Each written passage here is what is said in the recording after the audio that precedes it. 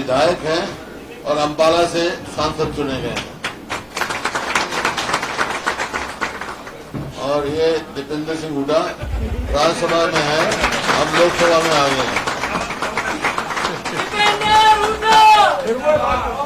मैंने कहा ना तुम ये वहां बैठ जाओ भाई, प्रेस कॉन्फ्रेंस कर रहे हैं यार हम तो।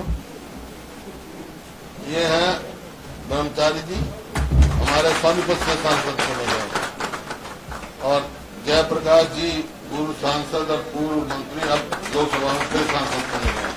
ये चारों हमारे बहुत अच्छे मार्जिन से जीते हैं और बहुत अच्छा हरियाणा के लोगों ने चुनाव लड़ा है। सारे हरियाणा के लोगों को पार्टी की तरफ से पूरा धन्यवाद भी करते हैं, और बूथ मैनेजमेंट भी बहुत अच्छी रही हमारी। और जो हमारा वोट परसेंट है पिछली बार 28% था, वो बढ़कर 47.6 मतलब 48% के करीब हो गया। 20% के करीब वोट उसमें हमारा इजाफा है।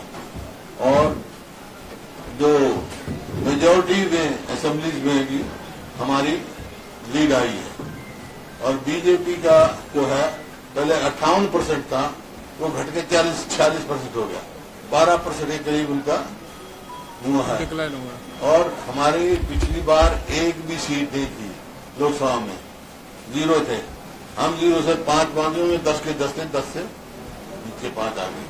तो ये साफ संकेत है हरियाणा के लोगों का कि लोगों ने मन बना लिया है, आने वाली सरकार जो है हरियाणा में जल्दी चुनाव होने जा रहे हैं, वो कांग्रेस पार्टी की बनाएगी। ये छत्तीसगढ़ राज्य का मन है।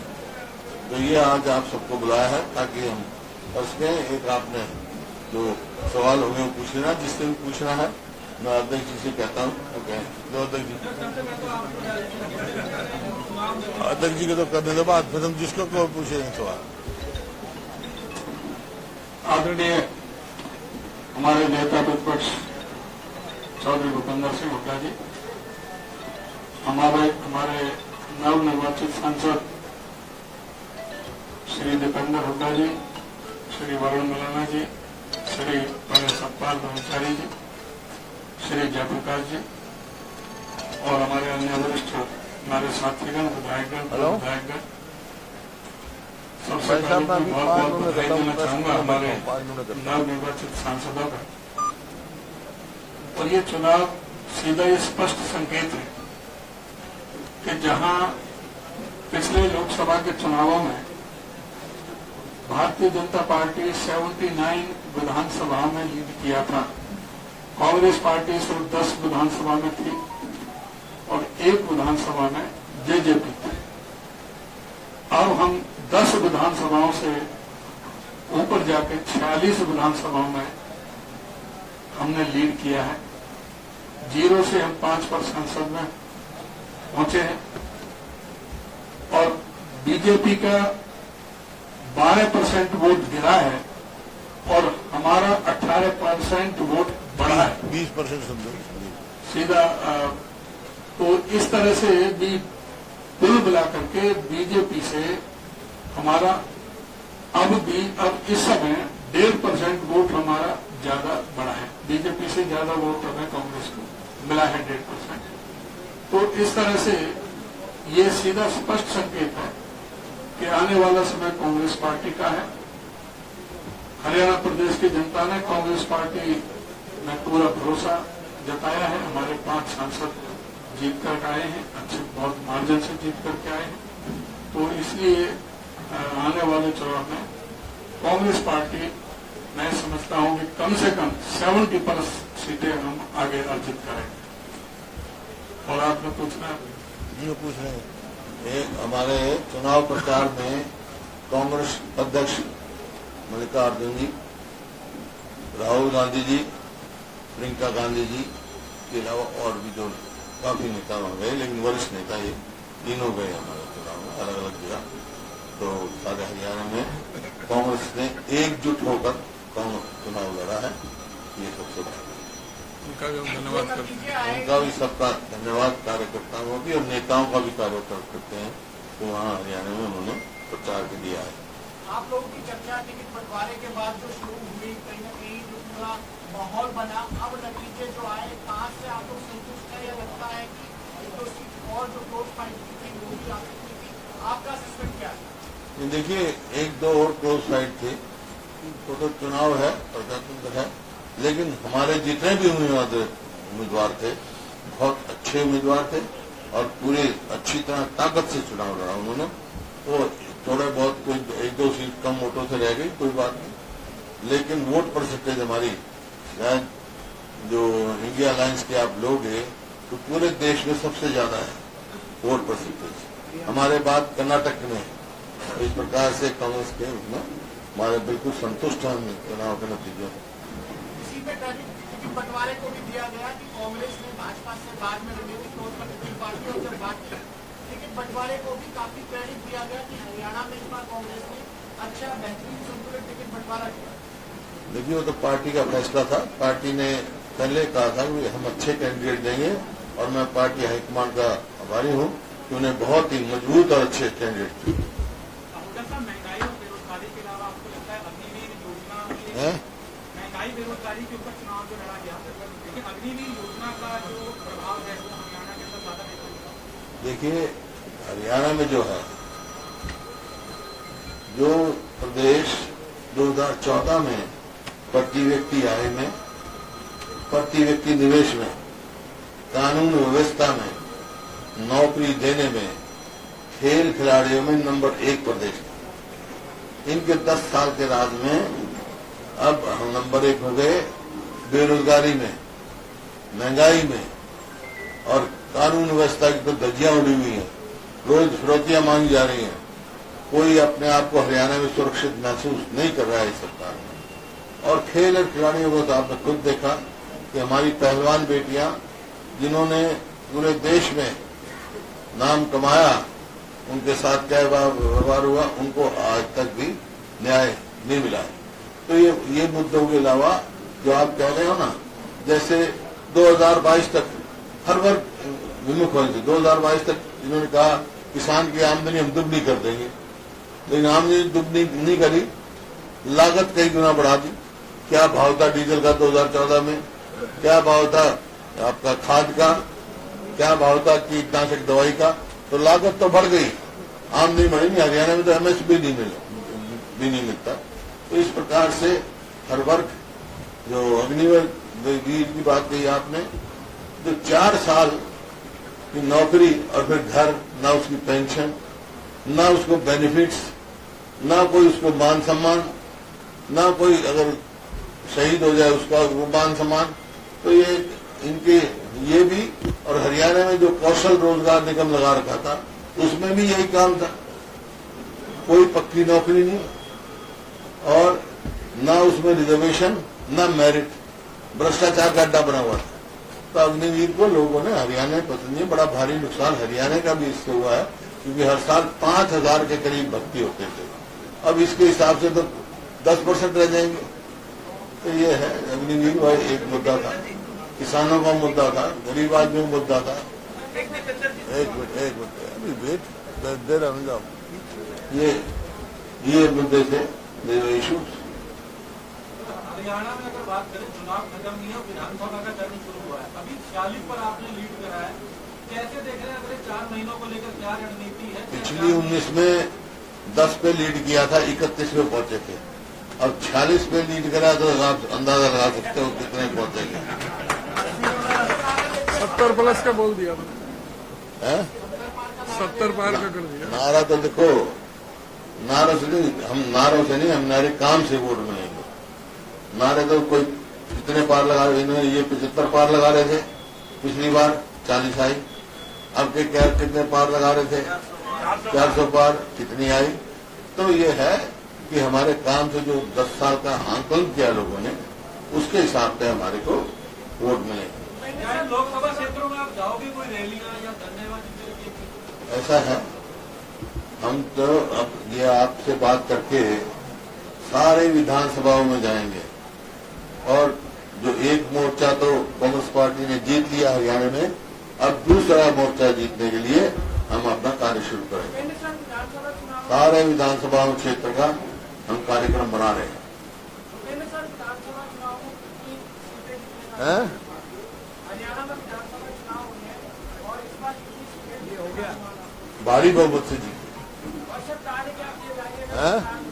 हैं? हरियाणा में अगर कांग्रेस की सरकार बनती है तो सबसे पहले कौन से कार्य किए जाएंगे? कार्य वो हमारा मैनिफेस्टो बन रहा है, बता रखा है, चाहे वो ओल्ड एज पेंशन हो, चाहे आपका ओल्ड पेंशन स्कीम हो, ये कई 4-5 वादे पूरे किए हैं, अध्यक्ष जी बता देंगे, वो हम कर रहे हैं।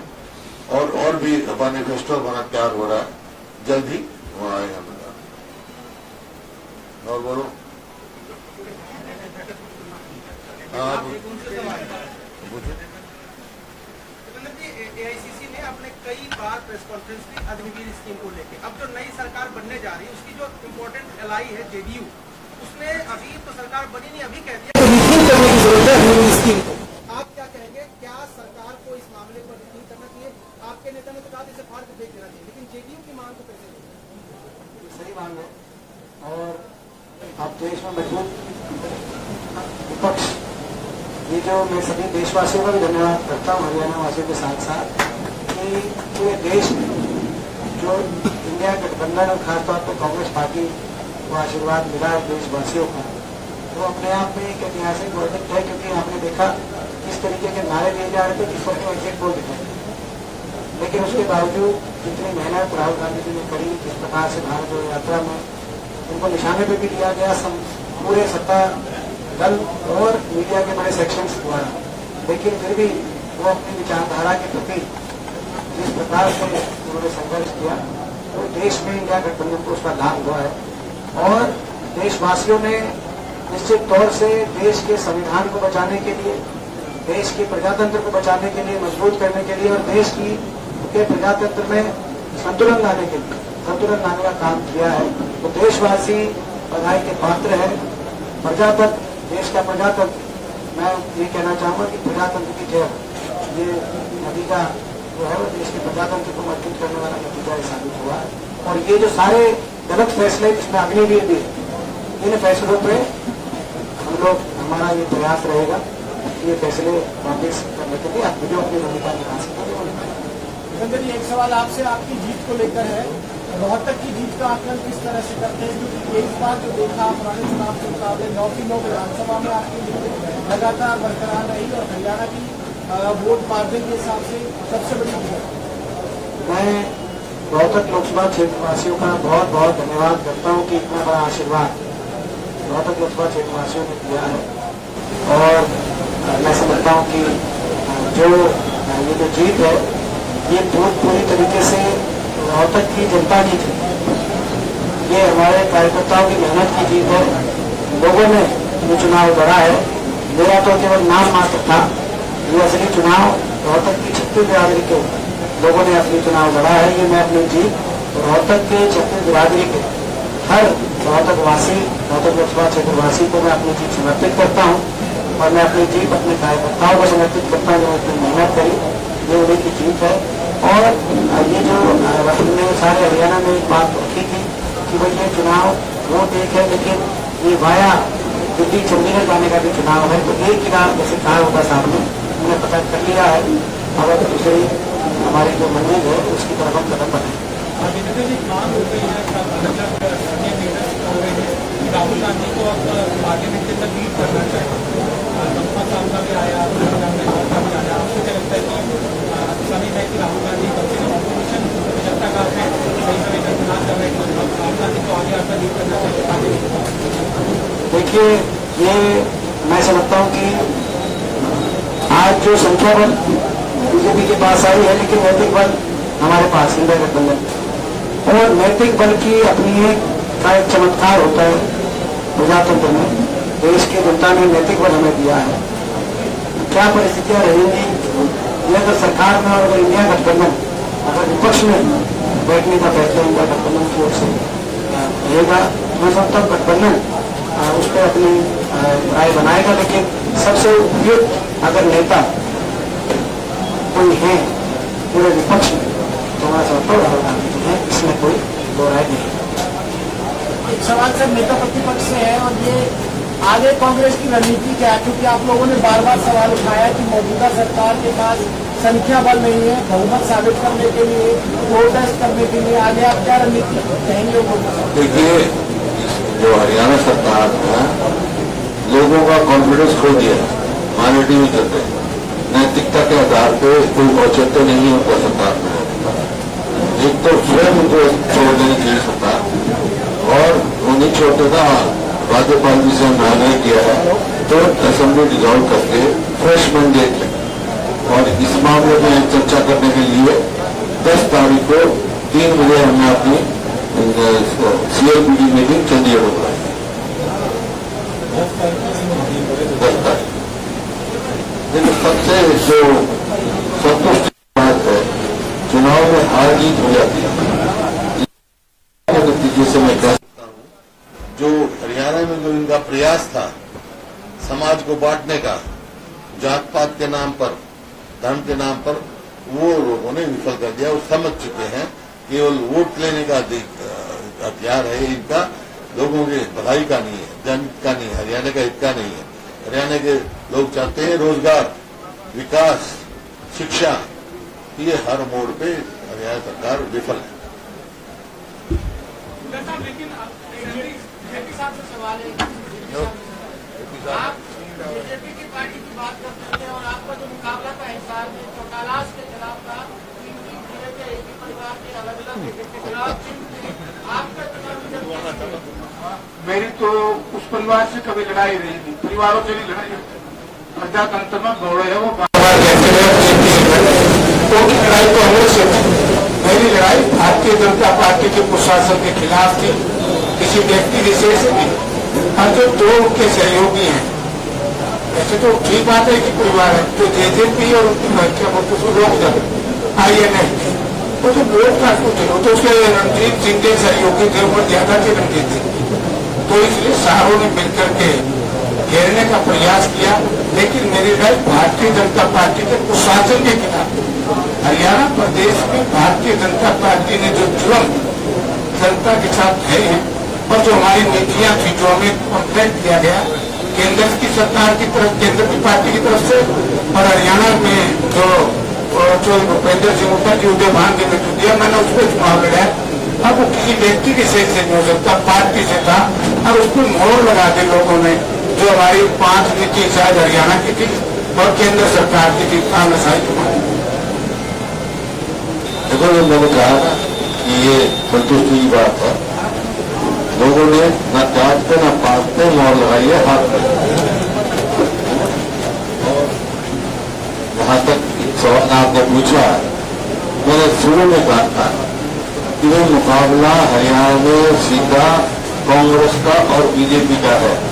ये जो वोट का तो सवाल आया किसका किसके साथ मुकाबला है, एक कांग्रेस का और बीजेपी से मुकाबला था, और ये जो वो दूसरे थे ना, उनका मुकाबला नौका से था, नौका से कर रहे। कोई सवाल जो 5 सीट नहीं जीते उनका कोई आकलन समर्थन करेंगे, कोई कारणों की जांच करेंगे, क्योंकि प्रभारी साहब ने भी कैबिनेट में कहा था कि जहाँ आंकड़े जीतने जाएंगे उनकी दावेदारी जो है कमजोर होगी, बतौर किसी क्या आकलन उन 5 सीटों का भी होगा? पहले तो जो हमारे कैंडिडेट, अगर कोई कंपनी आएगी किसी की, आइए अब तक अभी तक कोई नहीं आई, कोई शिकायत आएगी तो उसका बिल्कुल गंभीरता से उस पर विचार होगा, और जहाँ भी जो पकड़ रही है उसका मंथन करके सीधा सा टारगेट है कि अब असेंबली का चुनाव है, असेंबली में बीजेपी को धराशायी। बिना संगठन के कार्यकर्ताओं से यह चुनाव था, विधानसभा से पहले कुछ होगा, संगठन तरीके से रहेगा। अब आप बगैर संगठन के थोड़ी ये चुनाव लड़ा गया है, इतनी बड़ी जो थी है, तो हमारे सब जगह हमारे जिला प्रभारी लगे हुए, ब्लॉक प्रभारी लगे हुए, जिनके आप कह रहे हो वो भी हो जाएगा। तो हम पूरी तरह से इस चीज को मदद करेंगे। सरकार जी से सवाल है, सरकार जी आपका पूरा चुनाव जब सोनीपत में गए एक ही आवाज आती रही कि हरिद्वार से लाकर टिकट दे दिया और आप बाहरी हो, अब जीत हो गई है, तो आप क्या कहोगे?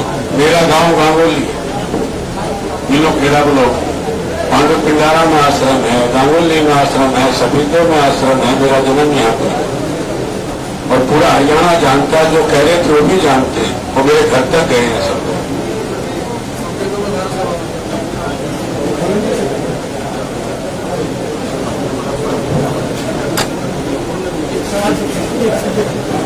एक सवाल जो अम्बाला है उसमें शहरी की जो बात की जाए तो शहर ऐसा रहा जहां कांग्रेस को वोट ट्रेडिशनली देखा तो ग्रामीण इलाकों में ज्यादा मिले, लेकिन आप लोकसभा का आकलन अगर विधानसभा वाइज करते हैं तो अम्बाला शहर से भी आप जीत कर जीते हैं।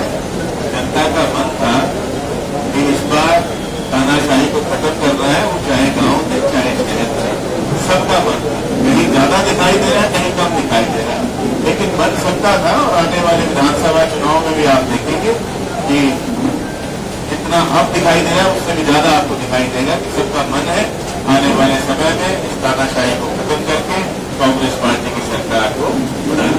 नारायणगढ़ में आपने देखा कि हमारे मौजूदा मुख्यमंत्री जी का पुराना विधानसभा क्षेत्र है, उनके गांव से भी हम जो है लीड करके कांग्रेस पार्टी आई।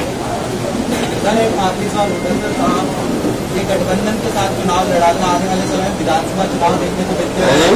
गठबंधन में चुनाव लड़ा था, आने वाले समय में विधानसभा चुनाव देखने को मिलते हैं नजर आएगी। देखिए, आम आदमी पार्टी और आप मिलकर चुनाव, देखिए जो पार्लियामेंट का चुनाव है वो राष्ट्रीय स्तर पर गठबंधन था, और पार्टी ने फैसला किया एक टिकट जो है आम आदमी पार्टी। जहां तक प्रदेश के चुनाव का चुनाव है, अभी तक कोई हमारा गठबंधन नहीं।